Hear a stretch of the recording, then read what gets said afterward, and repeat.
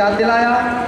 आगे की बात बोलने के पहले मैं चाहूँगा कि समस्त भाई बहन लोग अपने स्थान पर पंक्तिबद्ध बैठ जाएं और भारत के प्राण धर्म, स्वयं के प्राण धर्म, स्वयं की सत्ता को जाने। मैं अनुरोध करूँगा कोई अपनी जगह से उठे नहीं, अपने स्थान पर बैठे रहें।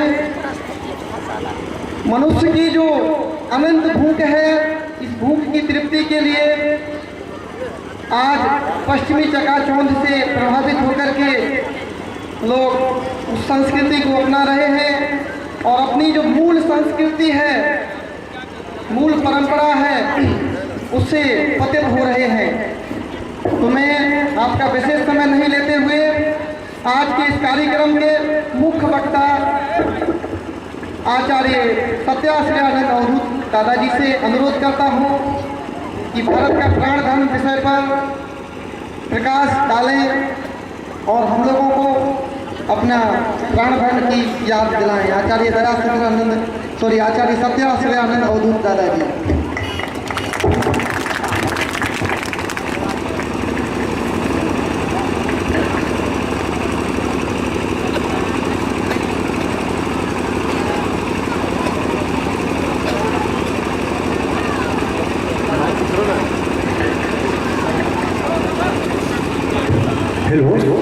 डीओ साहब जहाँ भी हैं मंच के बगल में चले आ रहे, फ्रंट प्रोजेक्ट मंच के साइड में चले आ रहे। डीओ साहब तैयार हो, मंच के बगल में आने का कष्ट करें, तैयार हो।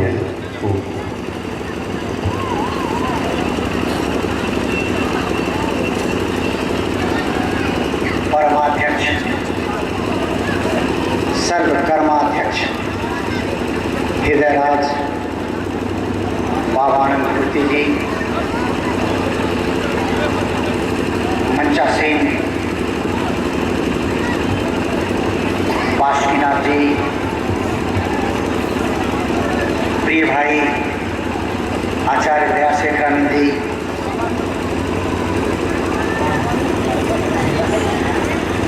बाबा भट्ट, बाबा के कार्य के लिए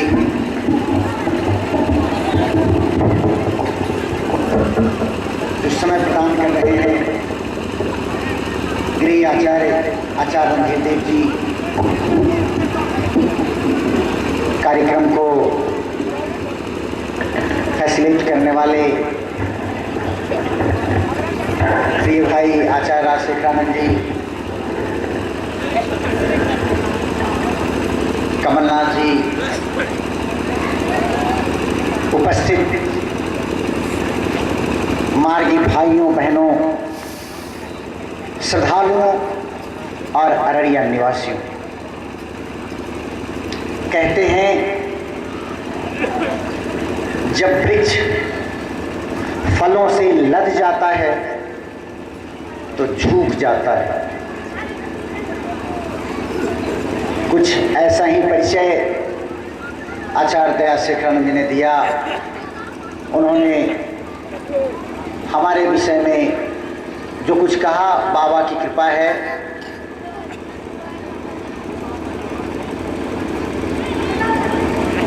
हमें मुख्य वक्ता का दायित्व दिया गया है। मैंने कल उद्घाटन समारोह में एक बात कहा था, वक्ता कौन? वक्ता वे जो वक्त के अनुरूप बोलें। और अभी जो वक्त है, अभी जिस वक्त में हम खड़े हैं, मंचा सेन, बासुकीनाथ जी, कमलनाथ जी, विशेषकर आचार्य रणधीर देव जी, जो इस प्राण धर्म को लेकर इस बिहार के विभिन्न इलाकों में और कई बार बिहार से बाहर भारत के अन्यत्र स्थानों पर जाकर इस विषय की चर्चा करते रहे हैं, फिर भी जब हमें ये दायित्व मिला है तो निश्चय ही इस विषय में हमें कुछ कहना होगा।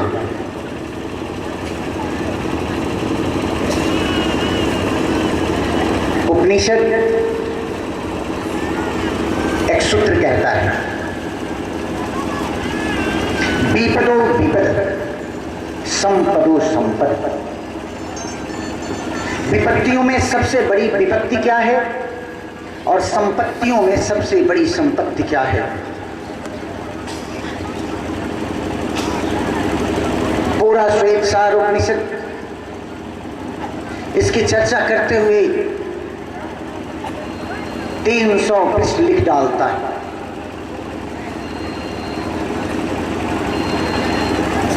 विपदो विपद, विपत्तियों का सबसे बड़ा विपत्ति क्या है? विपत्तियों का सबसे बड़ा विपत्ति है परमात्मा का विस्मरण, परमात्मा का नाम हृदय से भूल जाना।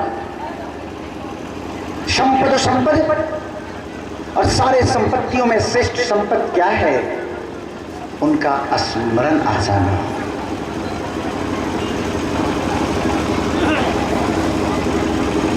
भारतवर्ष जहां 4 वेद, 6 शास्त्र, 18 पुराण, 120 उपनिषद और न जाने कितने अन्याय सह ग्रंथ लिखे गए, सारे ग्रंथों को जब हम पढ़ते हैं, देखते हैं, अध्ययन करते हैं, हर जगह एक ही बात आती है, संपदो संपद। संपत्तियों में सबसे श्रेष्ठ संपत्ति है परमात्मा के नाम का स्मरण हो जाना। जाने अनजाने हमारा हृदय उन्हें याद कर ले, इससे बड़ी और क्या बात होगी।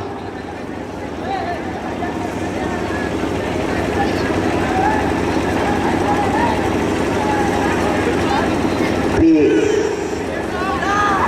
सज्जनों, जैसा कि हम सब जानते हैं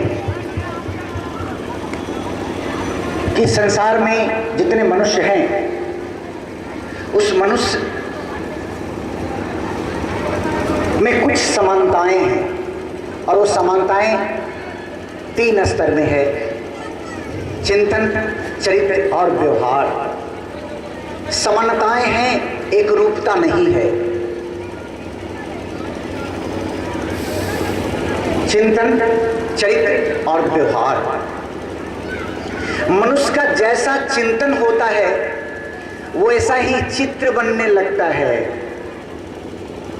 इसलिए गाहे बगाहे जब हम किसी के संपर्क में जाते हैं तो बहुत करीब नहीं जाते हैं, फिर भी कहते हैं अरे ऐसा लगता है इस आदमी का चरित्र अच्छा नहीं है। क्योंकि चिंतन से चित्र बनता है, चित्र के अनुरूप चरित्र बनता है और चरित्र के अनुरूप फिर व्यक्ति व्यवहार करता है। चिंतन, चरित्र, व्यवहार में समरूपता, एक रूपता नहीं। एक रूपता नहीं होने का क्या कारण है?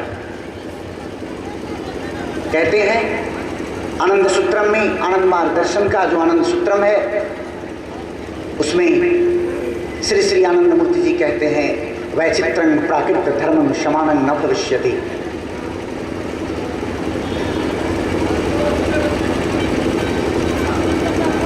ये प्रकृति का धर्म है, कभी भी एक वस्तु दूसरे वस्तु के जैसा हो नहीं सकता। वैचित्रं प्राकृत धर्मं क्षमानं न भविष्यति। अन्य जगहों पे भी लोगों ने कहा diversity is the law of nature. विचित्रता प्रकृति का शाश्वत नियम है। ये इसलिए कि to maintain the existence of this physical world, ये जो ग्रह है, ये जो विश्व है, इस विश्व के अस्तित्व को बनाए रखने के लिए विचित्रता चाहिए। विचित्रता न होने से सृष्टि नहीं चलेगी। कल भी हमने कहा था कि आज जब हम अपने नयनों की तरफ देखते हैं, आंखों की तरफ देखते हैं, जब मुकुर में झांक कर देखते हैं, आईने में, दर्पण में देखते हैं, तो अपनी आंखों को देखकर कितना प्रसन्न होते। परंतु ये आंखें समानता है, एकरूपता नहीं है। कहीं न कहीं एक बाल के बराबर, उसका भी 1000वां हिस्सा, दोनों में अंतर है। जैसे एकरूपता होगी, दोनों आंख मिलकर एक हो जाएंगे, दोनों हाथें मिलकर एक हो जाएंगी, दोनों पांव मिलकर एक हो जाएगा। इसलिए एकरूपता कभी कभी दिखती है, उसे कह सकते हैं कि ये एक्सेप्शनल केस है, व्यतिक्रम में कभी होता है, सामान्यतः विचित्रता ही है। इसका कारण क्या है? Diversity is the law of nature, लेकिन इसका कारण क्या है? कारण है the propensities and tendency is the responsible for diversity। विचित्रता का कारण है मनुष्य की वृत्तियां, मनुष्य की वृत्तियां। कोई मनुष्य किसी वृत्ति से प्रभावित है, कोई किसी वृत्ति से प्रभावित है। चार आदमी एक ही वृत्ति से प्रभावित है, तो उसमें भी कोई 25% है, कोई 50% है। तो ये जो वृत्तियां हैं, प्रोपेंसिटीज है, यही विचित्रता के लिए जिम्मेदार है। लेकिन एक समानता तो है, और ये जो समानता है, चिंतन। समानता क्या है? चिंतन की। कहते हैं इस दुनिया का प्रत्येक मनुष्य चिंतनशील है। मनुष्य कोई प्राणी नहीं, मनुष्य कोई जानवर नहीं, मनुष्य कोई आर्थिक प्राणी नहीं, मनुष्य मननशील है, मनन करता है, सोचता है, इसीलिए मनुष्य है। अगर मनन नहीं करता, फिर हम मनु हटा देंगे, पशु लगा देंगे, पशुत्व हो जाएगा, मनुष्यत्व नहीं रहेगा।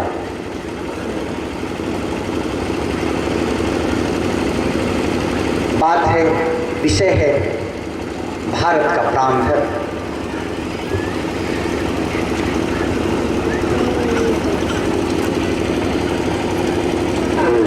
आनंद मार्ग के प्रवर्तक श्री श्री आनंद मूर्ति जी इस प्राण धर्म की चर्चा करते हुए कहते हैं, प्राणियों का धर्म, प्राण का धर्म है क्या? आनंद सूत्रम कहता है, बृहद ऐषणा प्रणिधान च धर्म।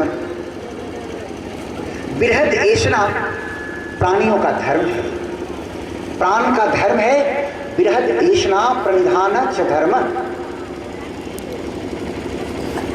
बृहद ऐषणा, ऐषणा क्या है? इच्छाएं क्या है? इच्छाएं उठती रहती हैं,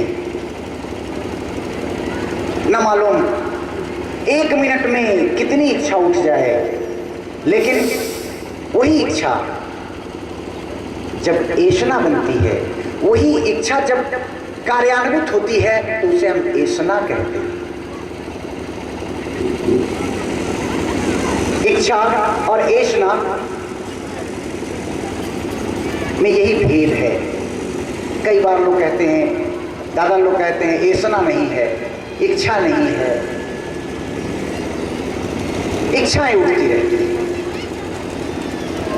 ध्यान देंगे, जब हमारी इच्छाएं, हम अपनी इच्छाओं को कार्यान्वित करने के लिए, इच्छा के अनुरूप किसी छात्र ने सोचा, उसके मन में इच्छा जगी कि मैं इंजीनियर बनूंगा,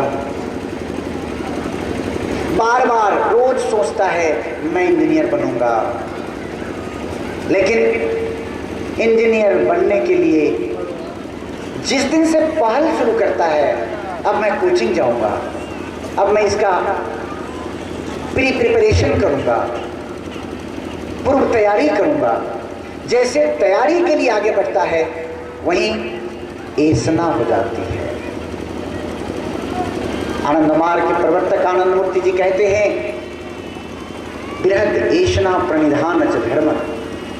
बृहद को पाना, वो जो ऐसना है मनुष्य की, वही मनुष्य का प्राण धर्म है।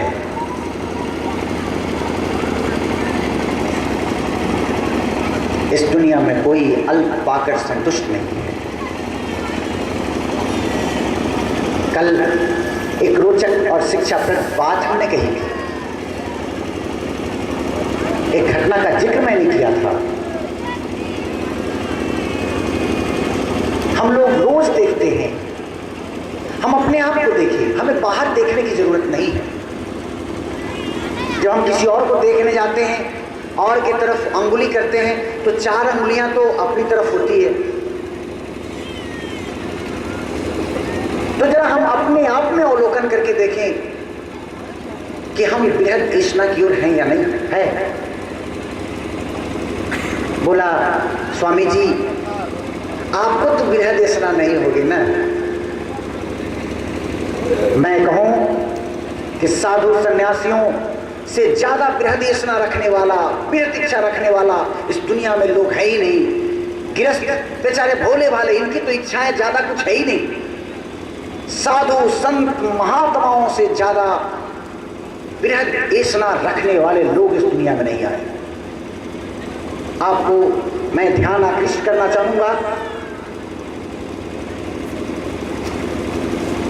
बुद्ध का युग।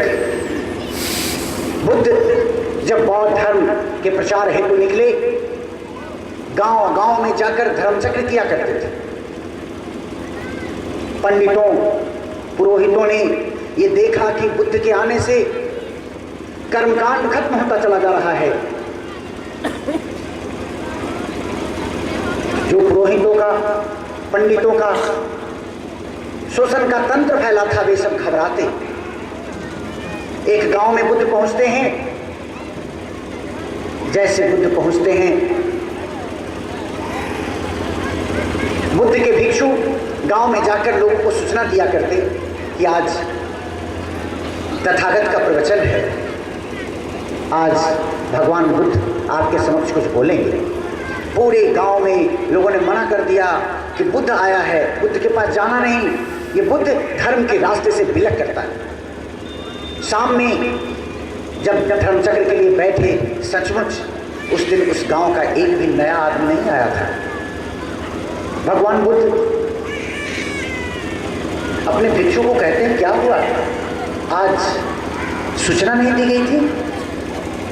बोले, प्रभु इस गांव के हर घर में जाकर हमने सूचना दी थी, लेकिन गांव वाले कह रहे थे ये तो धर्म से हटाता है, लोगों को बहकाता है, ये तो अपने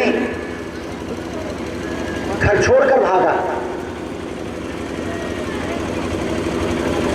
बुद्ध ने कहा, आज जाओ और पूरे गांव में एक मैसेज दो कि बुद्ध आज जिस विषय पे प्रवचन देंगे वो विषय है इस संसार का सबसे श्रेष्ठ लोभी बुद्ध।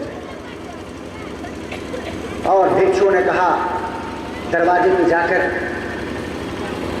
कि आज एक विषय पे प्रवचन। बोला, किस विषय पे? बोला, भगवान बुद्ध इस विषय पे प्रवचन देंगे कि वे इस संसार के सबसे बड़े लोभी हैं। लोगों ने कहा, अब देखो कल नहीं गए, अब पकड़ में आ जाएगा। पूरे गांव में चर्चा हो गई और सब लोग कहे कि चलो भाई आज तो सुनेंगे, आज चिट्ठा खुलने वाला है।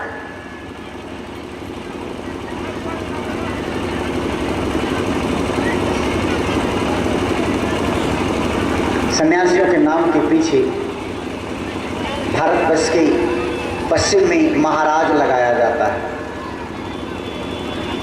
महाराज जी कैसे हैं? राजस्थान में मेरी पोस्टिंग थी तो एक सज्जन आते थे और कहते थे महाराज कैसे हैं, तो उनके कहने में कहीं ना कहीं व्यंग होता था। एक दिन मैंने कहा, ये बार बार आप उन्हें महाराज क्यों कहते हैं जी? बोले रे लोगों के पास तो राज होता है, आप लोगों के पास तो महाराज होता है। राज मतलब गुप्त बातें। आपका राज कब खुलेगा? हम गृहस्थों का राज तो बड़े क्षण में खुल जाता है, आप लोगों का राज बड़ी देर से खुलता है। इसलिए मैं इस ताक में हूँ, इस इंतजार में हूँ कि आपका राज कब खुलेगा। बुद्ध जब ऐसा कहते हैं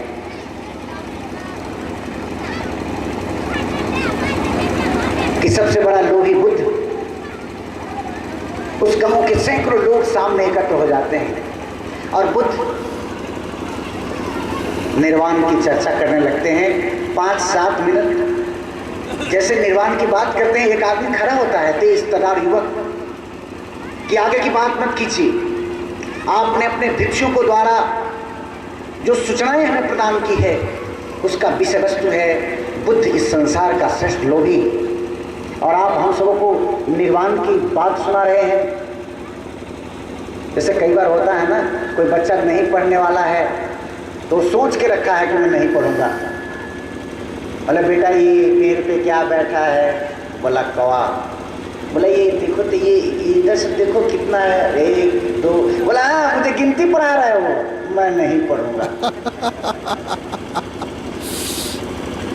उसी प्रकार वो आदमी जगा हुआ था, कहा मैं निर्वाण की बात सुनने नहीं आया, मैं इस बात को सुनने के लिए आया हूं, इस संसार इस सृष्टि का सबसे बड़ा लोभी कौन? बुद्ध। बुद्ध ने कहा निश्चय ही हमने जो संदेशा भेजा है, हमने जिस विषय वस्तु की चर्चा की है उसी विषय वस्तु पर मैं बोलूंगा। और बहुत प्रेम से कहते हैं कि एक आदमी एक पत्थर, एक संगमरमर पत्थर का टुकड़ा लेकर जा रहा है। संगमरमर का पत्थर का टुकड़ा सुंदर है, ग्रेनाइट है, बढ़िया दिख रहा है, शायद रसोई घर में लगाएगा अच्छा दिखेगा। हठात तो पीछे की ओर देखता है तो 2-3 लोग और आ रहे हैं। वो कहता है कि ये भाई इस पत्थर को तुम ले जाओ। बोला रे भाई आप ले जाते, ले जाओ तुम ये ले जाओ। और जो पीछे जिनको पत्थर सौंपता है वो सब चर्चा करने लगता है कि बड़ा दिलदार है, बड़ा दामी है, इसने पत्थर सौंप दिया। लेकिन जिसके हाथ में पत्थर था उसने आगे पड़े हुए हीरे और जवाहरात को देख लिया है। अगर हाथ पत्थर में उलझा रह जाएगा तो इन हीरे जवाहरात का क्या होगा? वो आदमी आगे जाता है, ये पीछे से हीरे जवाहरात को एकत्र कर चल देता है। संसार ठीक इस उदाहरण, इस दृष्टांत के लायक, इसके जैसा है। छोटी मोटी चीज साधु संत ने दे दिया, ले लिए। भगवान ने दे दिया, ले लिए। क्या ले लिया? एक बेटा, बेटी, घर, मकान। लेकिन ये साधु सबसे बड़ा लोभी, सबसे बड़ा योजना रखने वाला कहता है इसके बनाने वाले कौन है? कौन है इसका सृष्टिकर्ता? कौन है निर्माण करता? कौन है जो जीवन के प्रारंभ से लेकर, इस सृष्टि के प्रारंभ से लेकर, मैं जब अणु था, एक कोशीय जीव था, उस समय से लेकर आज तक मेरे साथ रहा ना? ये तो क्षणभंगुर है। आओ उस प्रियतम की ओर चलते हैं जो हमारे हृदयराज हैं, जो हमारे जीवन के लक्ष्य हैं। तो बताइए कि ये सन्यासी, ये साधु जो दूर से दिखता है कि वे कितने त्यागी हैं, लेकिन वे कितने लोभी हैं। वे जानते हैं कि ये माँ, ये बाप, ये संसार, ये घर, ये द्वार, ये क्षणभंगुर है। एक चिरस्थायी सत्ता, एक ऐसी विशाल सत्ता, एक ऐसी विराट सत्ता, एक ऐसे अनंत सत्ता जो अनंत काल तक मेरे साथ रहेंगे, उनके साथ जुड़ जाता है। तो ये जो अनंत को पाने की बात, अनंत सबकी योजना है। बृहद योजना प्रणिधानत धर्म। इस दुनिया का हर व्यक्ति अनंत को पाना चाहता है। कोई अल्प पाकर तुष्ट नहीं, संतुष्ट नहीं। आज क्षण क्षण में आदमी अपने ऑब्जेक्ट को बदलता है, क्षण भी नहीं लगता। आप ऑफिस से आते हैं, थके हैं, कहते हैं चाय पिलाओ, कुछ बनाए हो खिलाओ, खाया हुआ खत्म नहीं हुआ कि जरा टीवी चला दो, टीवी चला नहीं कि जरा चैनल बदल दो, चैनल बदला नहीं कि फिर भोजन बना लो, भोजन बना नहीं कि बिस्तर बिछा लो। इस 3 घंटे के दरमियान हमने कितने वस्तुओं के साथ जुड़ने का प्रयास किया। क्यों? क्योंकि एक वस्तु 1-2 मिनट का सुख, दूसरा 5 मिनट का सुख, तीसरा 3 मिनट का सुख, और वो सुख भी कई बार दुख के लायक है।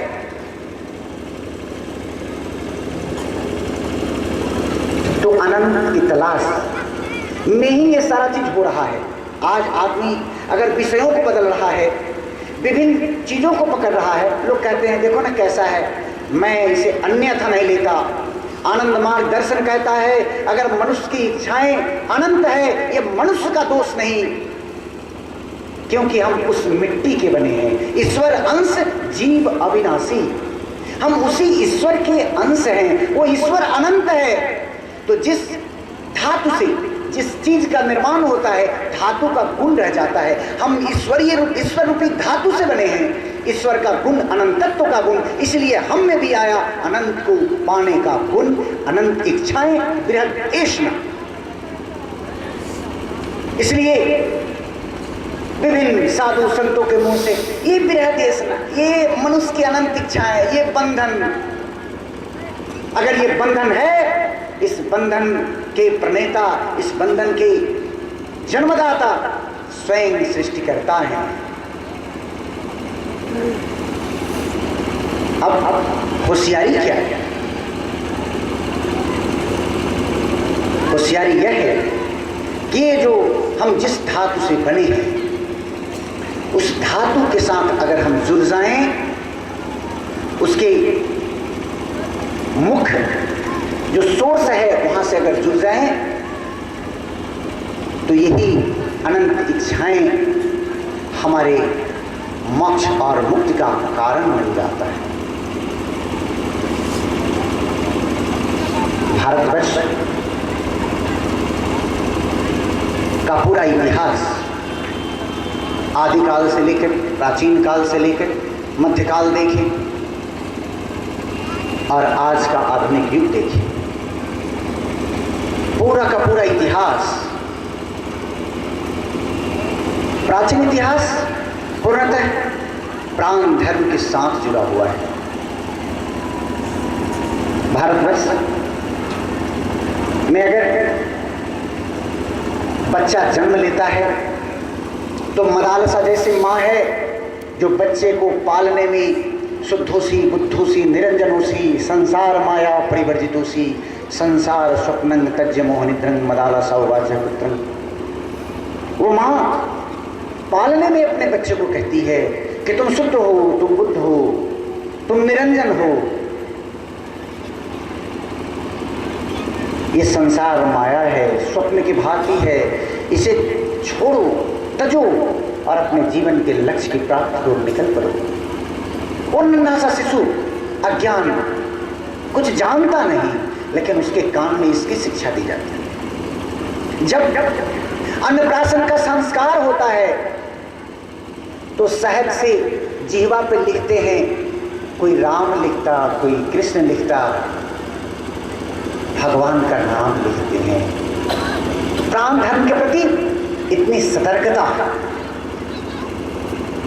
प्रयासरत होते कि बालक अगर कुछ बोले तो बालक परमात्मा का कोई न कोई नाम बोले। तुलसीदास के विषय में ऐसा कहा जाता है कि तुलसीदास 9 महीने 8 दिन में पैदा नहीं लिए, माँ के गर्भ में 11 महीने से भी ऊपर रह गए और जन्म लेते राम बोलता है, इसलिए उसका पहला नाम रम बोला है। तुलसीदास तो नाम बाद में पड़ा, रम बोला। गांव में उसे कहा करते थे रम बोलवा, रम बोलवा, अरे रम बोलवा, जो राम को बुलाया। शास्त्र अनुसार अनुभूति के उपरांत तुलसीदास को ऐसा लगा कि जरा चलते हैं गांव की ओर, मैंने जो कुछ पाया है वो जब लोगों को बताएंगे तो कितना अच्छा लगेगा, कितना सम्मान हमें मिलेगा, लोग भी कहेंगे वाह अपने गांव का बचवा कितना आगे निकल गया। तुलसी जब पहुंचते हैं तो गांव में हल्ला होता है, अरे ओए रंबोलवा लो रे, रंबोलवा लो रे, रंबोलवा आया है, रंबोलवा आया है, रंबोलवा आया है।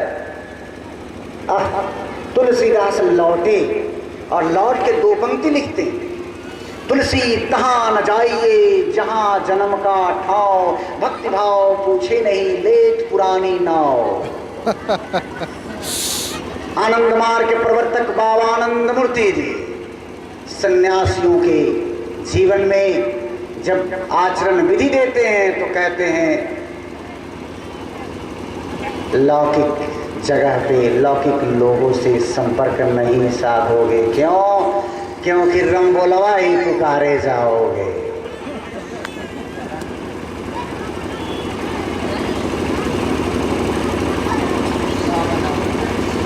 तुलसीदास की रचना एक नया आलोड़न भारतवर्ष में पैदा करते हैं। कहने का मेरा अर्थ है कि भारतीय इतिहास में प्राचीन काल से ही साधु संत और लोगों की शिक्षा दीक्षा गुरुकुल में शिक्षा पाते थे लोग। गुरुकुल की व्यवस्था में 5 वर्ष से लेकर 25 वर्ष तक अन्य विषयों के साथ आध्यात्मिक साधना पद्धति का अनुशीलन, 25 से 50 गृहस्थ जीवन, अपने संपत्ति का संवर्धन, साथ ही साथ धर्मानुशीलन, और 50 के बाद वानप्रस्थ की स्थिति जहाँ पर लोग सदैव उनका नाम लिया करते थे, परमात्मा का नाम, अपने प्राण धर्म को पाने के लिए सचेष्ट रहा करते थे। पूरा इतिहास भरा पड़ा है। आपको दुनिया में भारत छोड़ के ऐसा धर्म ग्रंथ बहुत कम मिलेगा, ऐसी रचना बहुत कम मिलेगी। पायो जी मैंने राम रतन धन पाए। पश्चिम में लोग जब भौतिक वस्तुओं को पाते हैं तो 2-4 कविताएं लिख देते हैं भौतिक वस्तुओं को पाने की, लेकिन यहाँ क्या लिखता है आदमी? जब आनंद में डूबता है तब लिखता है, हम में राम तुम में राम सब में राम समाया रे, कर ले सबसे प्यारे बंधु कोई नहीं पराया रे। प्राण धर्म के अभ्यास करते करते सब में वे नजर आने लगते। प्राण धर्म के अभ्यास करते करते प्राण धर्म को पाकर अनुभूत कर आदमी लबालब हो जाता और तब कुछ लिखने लगता। दुनिया के लोग, आज प्रातः भी बात हुई थी कि आदमी जाते हैं साधना के लिए नहीं साधन के लिए। दुनिया के विभिन्न मजहब को मानने वाले, संप्रदाय को मानने वाले, ईश्वर को मानने वाले लोग क्या करते हैं? वे साधनों की चाहत रखते हैं। लेकिन प्राचीन काल में भारत के प्राण धर्म का अभ्यास करने वाले लोग भगवान से क्या याचना करते हैं? प्रभु मेरे अवगुण चित्त धरो, उधर से हे भगवान मेरे दुर्गुणों को, मेरे अवगुणों को अपने मन में न ले लेना। प्रभु मेरे अवगुण चित्त न धरो, समदर्शी प्रभु नाम तिहारो, चाहो तो वरण करो। आप तो समदर्शी हैं, मेरा उद्धार कर दो। अगर मांगते हैं तो सिर्फ उनके चरणों में स्थान। अनेक रचनाएं, अनेकों अनेक ग्रंथ, अनेकों अनेक पुस्तकाएं भरी पड़ी हैं, जहां प्राण धर्म के अभ्यास करने के बाद व्यक्ति अपनी रचना कर देता है। इस भारत के प्राण धर्म पर आक्रमण हुआ। कहते हैं इस दुनिया में सबसे बड़ा दुश्मन वह है जो किसी को उसके प्राण धर्म से च्युत कर दे। सबसे बड़ा दुश्मन वो है कि जो हमारे प्राण धर्म से हमें अलग कर दे। अगर हमारे मन को कोई सांसारिक वस्तुओं के प्रति धावित करा देता है, हमारे मन में संसार के रंग बिरंगे वस्तुओं के प्रति आकर्षण का भाव जगा देता है, उससे बड़ा शत्रु इस दुनिया में कोई नहीं है। मीराबाई समकालीन तुलसीदास जी को पत्र लिखती है कि प्रभु, मेरे नाते रिश्तेदार कृष्ण भजन में बाधा उत्पन्न करते हैं, क्या करें? सीधे सीधे मत लिखना, पद में लिखकर भेज देना। राजस्थान के लोग शायद उस पद को न समझ पाए, मैं समझ लूंगी। पत्र का जवाब तुलसीदास लिखते हैं, जाके हृदय न राम वैदेही तजिए तिन्न चाहे परम स्नेही। जिसके हृदय में राम के लिए स्नेह नहीं है, जिसके हृदय में तुम्हारे इष्ट के लिए स्नेह नहीं है, तजिए तिन्न चाहे परम स्नेही, ऐसे लोग का त्याग कर। प्राण धर्म के प्रति जब सजगता आती है तो आदमी इसी तरह का विचार प्रकट करता है। कोई अगर आपको बैठाकर 2 घंटे गप मारने के लिए तैयार कर देता है, 2 घंटे गप में समय निकलवा देता है, बैठकर टेलीविजन पे बैठ के घंटों कुछ दिखा देता है, आप समझ लीजिए वो आपका शत्रु है, आपको आपके प्राण धर्म से दूर लेकर जा रहा है। तो प्राण धर्म से कोई दूर लेकर जाए, उससे बड़ा कोई शत्रु नहीं। भारत के प्राण धर्म पे हमला हुआ, मुगलों ने, पठानों ने आकर भारत को धर्मच्युत करने का प्रयास किया। धर्म से च्युत करने के सबसे पहले रास्ता अपनाया रंग बिरंगी चीजों को दिखाकर। जैसा कि मैंने कल भी कहा था, पठानों और मुगलों ने भारत में आकर सबसे पहले अगर किसी चीज को बनाया, उन्होंने हैरम का निर्माण किया, एक ऊंची दीवार खींच दी और उस ऊंची दीवार के भीतर गृह निवास बनाया। किसके लिए? उस इलाके की सुंदर युवतियों को लाकर वहां रखता था और अय्याश की जिंदगी जीता था। जब राजपूत भी, इस भारत के लोग भी उसके शासन में शरीक होने लगे, शासक का कोई न कोई दायित्व लेने लगे, वे भी उसी जिंदगी को देखे और वहां से विखंडित हुआ भारत का प्राण धर्म। दूसरी बात, विभिन्न धार्मिक स्थलों पर आक्रमण कर, जहां निश्चय ही धर्म स्थल प्राण धर्म नहीं हो सकता, लेकिन होता है ना, अरे बाप, इस पुस्तक में ऐसी ऐसी बात लिखी है। अब ये बात कहते कहते कहते कहते अंदर की बात तो रह गई, पुस्तक महत्वपूर्ण रह गया। और आदमी अब क्या करता है? गीता, बाप रे बाप, गीता अद्भुत ग्रंथ है। पूरे जीवन और जगत की इतनी बढ़िया व्याख्या किसी ग्रंथ ने नहीं की। उस गीता को नमन, आदमी गीता घर में रखा है, माथा 3 बार पटक लेता है, सोचता है अब ये गीता कल्याण कर देगा। कुछ ऐसा ही हुआ था। व्यवहारिक साधना पद्धतियों से हटकर लोगों ने धार्मिक स्थलों को ही बहुत महत्व देने का प्रयास किया था, जिसके कारण विभिन्न धार्मिक स्थलों पर आक्रमण हुआ। और आक्रमण करने के उपरांत पठान और मुगल शासक ये कहते थे कि जिसे तुम कहते हो कि ये हमारे रक्षक हैं, देख लो, हमारे घोड़े के नाल से चूर कर दिए गए, हमारे आक्रमण से दीवारें गिरा दी गई। कहाँ कुछ हुआ? यह ईश्वर तुम्हारा सर्वशक्तिमान नहीं है। आदमी का ईमान डोल गया, आदमी को ऐसा लगा सच्ची बात है भाई, अगर ये सर्वशक्तिमान होते तो कैसे आक्रमण होता और टूट जाता। आदमी प्राण धर्म से विच्युत हुआ, धर्म परिवर्तन की बातें शुरू हुई, आदमी अंगीकार करने लगे इस्लाम को।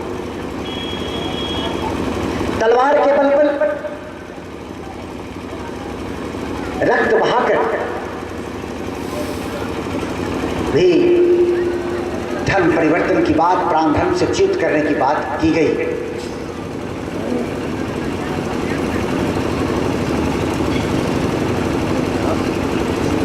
कहते हैं कि मुगलों ने ये कहा कि जब तक 7 मन जनेऊ इकट्ठा नहीं हो जाता है तब तक हम अरब की ओर नहीं जाएंगे। और भारतवर्ष के विभिन्न कोनों में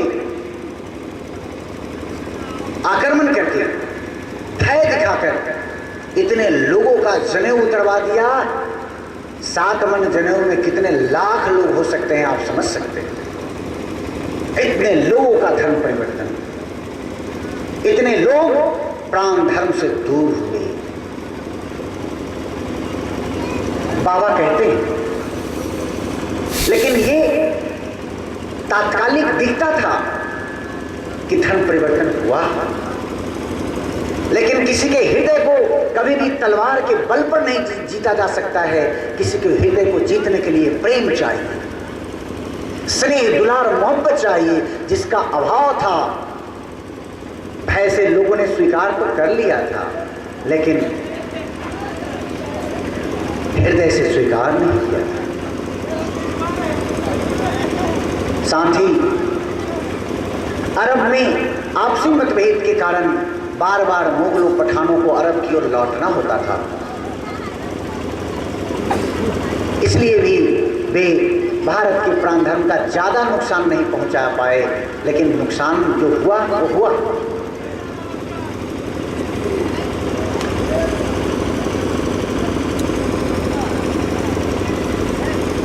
तदुपरांत भारत में ब्रिटिश शासक आए और ब्रिटिश शासकों ने भी बहुत चतुरता के साथ भारतवर्ष के प्राण धर्म को तोड़ने का प्रयास किया। भारत में अंग्रेजी शिक्षा को प्रवेश कराकर ये कहकर कि जो शासन में शरीक होना चाहते हैं, शासक बनना चाहते हैं, उनको अंग्रेजी सीखनी होगी। आदमी देसी रह गया, भाषा विलायती हो गई। ये एक चतुर चाल को हम समझ नहीं पाए, हमें भारत के लोगों ने स्वीकार नहीं किया। अंग्रेजी शासन करके चले गए और वहाँ भी उसने भी प्राण धर्म पे हमला किया। बाबा कहते हैं भारत के ही प्राण धर्म पे नहीं, ब्रिटिशर्स ने विश्व के विभिन्न अन्य देशों के भी प्राण धर्म पे हमला किया। चाइना, जहाँ के लोग कर्मठ थे, सरल थे, सुशील थे, धर्मावलंबी थे, वहाँ पर सस्ते दामों में अफीम उपलब्ध कराकर लोगों को अफीम की आदत लगा दिया। लोग आलसी होने लगे, काहिल होने लगे और बचा कुचा काम कम्युनिस्ट ने आके कर दिया। कम्युनिस्टों ने पूरे चाइना के प्राण धर्म को नष्ट कर दिया। आनंद मार्ग प्रचारक संघ आनंद मूर्ति जी कहते हैं, और भगवान कृष्ण ने भी कहा कि धर्म की जब ग्लानि होती है मैं आता हूँ। जदा जदा ही धर्मस्य ग्लानिर्भवति भारतस्य अभ्युत्थानम् अधर्मस्य तदात्मानं सृजाम्यहम् परित्राणाय साधूनां विनाशाय च दुष्कृतां धर्म संस्थापनार्थाय संभवामि जुगे जुगे। वे आए और भारत ही नहीं, इस पूरे विश्व के लोगों की प्राण धर्म की रक्षा हेतु उन्होंने पूरी व्यवस्था दी। सबसे पहले जो एक अज्ञानता, जो रूढ़िवादिता, जो भावजड़ता, जो रंगभेद मानव समाज में